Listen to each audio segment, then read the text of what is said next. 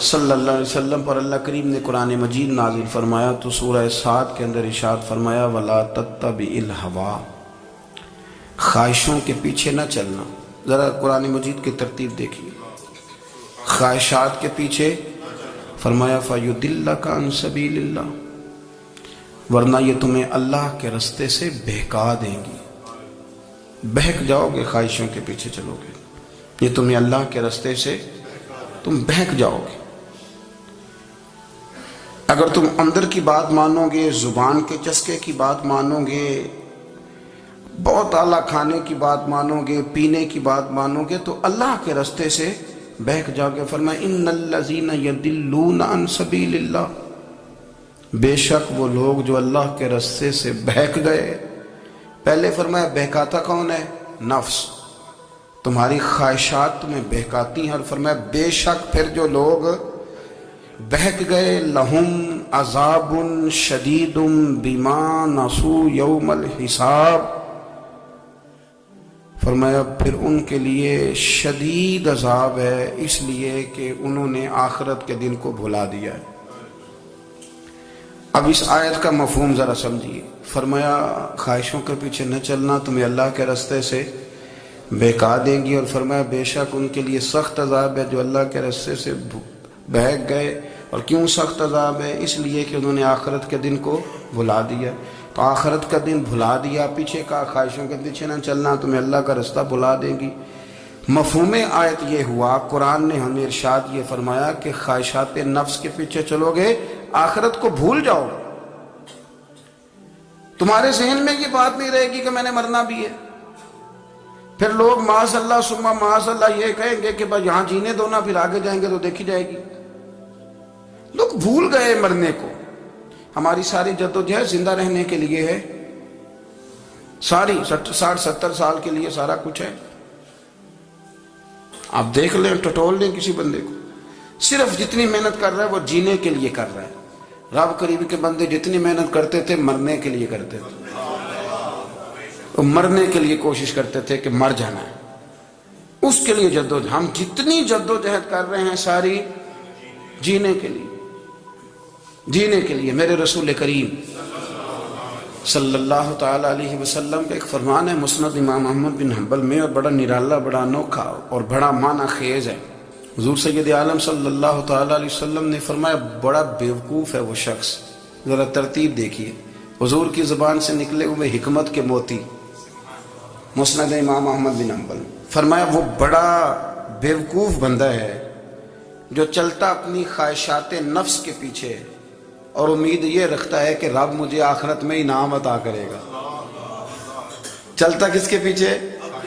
خواہش کے پیچھے، اور کہتا یہ ہے کہ اللہ مجھے قیامت میں انعام دے گا، تو انعام تو اسے دیا جاتا ہے نا جو کو محنت کرتا ہے۔ دیکھیں نا، جس کا منہ پنڈی کی طرف ہے تو پنڈی وہ پہنچے گا کہ وہ جس کا منہ پنڈی کی طرف ہے وہ لاہور پہنچ جائے گا۔ منہ پنڈی کی طرف کرنا اور خواہش لاہور کی رکھنا، منہ کر لینا لاہور کی طرف اور خواہش پنڈی کے رکھنا، تو میاں یہ تو نہیں نہ ہوگا۔ اپنی خواہشات کو سمیٹو ورنہ یہ غلام بنا لے گی۔ میں آپ کو صحیح بتاتا ہوں، بچپن میں جوانی میں جن لوگوں نے خواہشوں کو نہیں نہ سمیٹا، میں کچھ ایسے لوگوں کو جانتا ہوں بڑھاپا آ گیا ہے، اب وہ چاہتے ہیں کہ ہم وہ غلطی چھوڑ دیں، پر وہ رچ بس گئی ہے۔ ان کے بچے انہیں کہتے ہیں ابا بس کر، لوگ شکایتیں کرتے ہیں، لیکن چونکہ جوانی میں کنٹرول نہیں کیا تو بڑھاپے میں کیسے ہوگا؟ ہماری خواہشات ہمارے لیے مصیبت بن گئی ہیں۔ ہم کچھ ایسی بری عادتیں تھیں جن کے پیچھے لگ گئے تو تباہ ہو گئے۔ واپس آئیں، میرے رسول کریم سید عالم صلی اللہ علیہ وسلم کے غلاموں نے نا اپنی زندگی کو محدود کر کے رکھا، محدود۔ حضرت سلمان فارسی رضی اللہ تعالیٰ عنہ حضرت عمر سے ملنے آئے، جناب عمر کہنے لگے یار بڑا کام کا بندہ ملنے آیا ہے، کوئی مطلب کی بات ملے گی۔ کچھ جی کہنے والے بھی بڑے ہوتے ہیں نا، تو ان کا ویسے بھی حق نہیں بنتا کہ وہ جا کے بتائیں۔ کچھ ہوتے ہیں جو دوست ہوتے ہیں، جو بڑے ہوتے ہیں، وہ کئی دفعہ کچھ باتیں بتاتے ہیں، اصلاح کرتے ہیں، اس میں مزہ آتا ہے۔ حضرت عمر فاروق نے حضرت سلمان فارسی رضی اللہ تعالیٰ عنہ سے کہا یار بڑے دنوں کے بعد آئے ہو تو یہ تو بتاؤ میرے اندر کوئی غلطی تو نہیں؟ میں حکومت کر رہا ہوں، لوگ سارے عدل انصاف کی باتیں بتا رہے ہیں، میرے تقوی کی باتیں سنا رہے ہیں، کوئی غلطی؟ تو سلمان فارسی رضی اللہ تعالیٰ عنہ کہنے لگے بالکل غلطی ہے عمر، تمہارے اندر بڑی شدید ہے، مجھے بڑی ناپسند ہے، اور شدید قسم کی غلطی ہے، نہیں ہونی چاہیے تھی۔ حضرت عمر فرمانے لگے بولو۔ عرض کی کیا پورے 22 لاکھ مربع میل میں سب جگہ غربت ختم ہو گئی ہے؟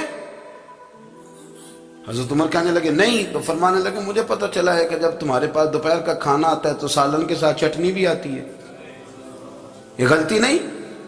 تمہاری حکومت میں 22 لاکھ مربع میل 24 لاکھ مربع میل سارے بندے پیٹ بھر کے روٹی کھانے لگے ہیں؟ عرض کی نہیں۔ تو فرمانے لگے حضرت سلمان فارسی عمر پھر تو 2 سالن کھاتا ہے ایک وقت میں، اللہ سے ڈر نہیں آتا؟ تو جناب عمر فاروق رو پڑے۔ یہ بالکل جائز تھا، اس بات سے اگر کوئی منع کرتا ہے تو جائز نہیں دین میں، یہ بھی میں آپ کو بتا دوں گا، آپ کے پاس جائز پہلے 6 سالن کھائیں، میں کون منع کرنے والا، پر وہ عمر تھے نا، عمر کا منصب اور ہے۔ حضرت سلمان فارسی نے جب کہا تو عمر رو پڑے، کہنے لگے تو میرا سنگی ہے، میرے لیے دعا کر، میں اللہ کی بارگاہ میں توبہ کرتا ہوں، آج کے بعد یہ غلطی نہیں دہراؤں گا۔ اپنی خواہشات کو اتنا اصول پسندی کا نام نہیں، دور دور تک نام نہیں اصول پسندی کا۔ حضرت سیدنا بہلول دانا، بندہ سادہ تھا تو نام اس کا دانا تھا۔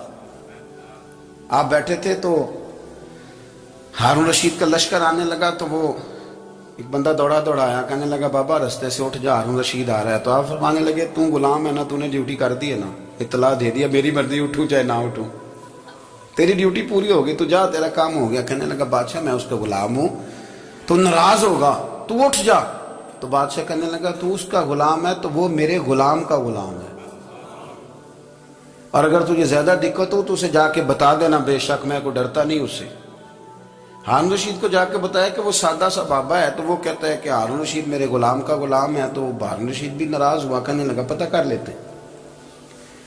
جا کے پوچھا یہ تم نے کیا کہا، غلام کے غلام؟ تو آپ فرمانے لگے بادشاہ سچ بتا، تو اپنے نفس کا غلام نہیں تو نفسانی خواہشات کا بتا، تو غلام نہیں تو دوسرے بادشاہ کا جس طرح کا تخت اور تاج دیکھتا ہے اس طرح کا بنوا کے رکھ نہیں لیتا، تو غلام ہے کہ نہیں نفس کا؟ بادشاہ چپ کر گیا۔ فرمانے لگے تو نفس کا غلام ہے اور نفس میرا غلام ہے اور میری مرضی پہ چلتا ہے، تو اب بول تو غلام کا غلام ہے کہ نہیں؟ تو ہارون رشید کہنے لگے حضرت بہلول دانا سے میں نے کئی دفعہ ارادہ کیا ہے کہ آپ سے نہ ملوں، پر آ ہی جاتا ہوں، پر فتح ہر دفعہ آپ کی ہو جاتی ہے، کامیابیاں آپ کو ہی ملتی۔ دوست تھوڑا نہ کہیں رکیں، کوئی ایک آدھ خواہش، کوئی ایک آدھ پروگرام، ہماری خواہشات بڑی لمبی چوڑی، خواہشات کے ساتھ ہی ہم دوستی کرتے ہیں،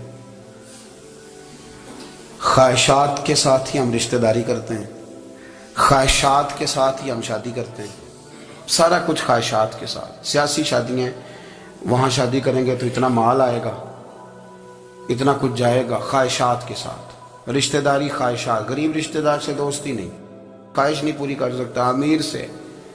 ہر شے خواہشات کے لیبل کے اندر بندھی ہوئی۔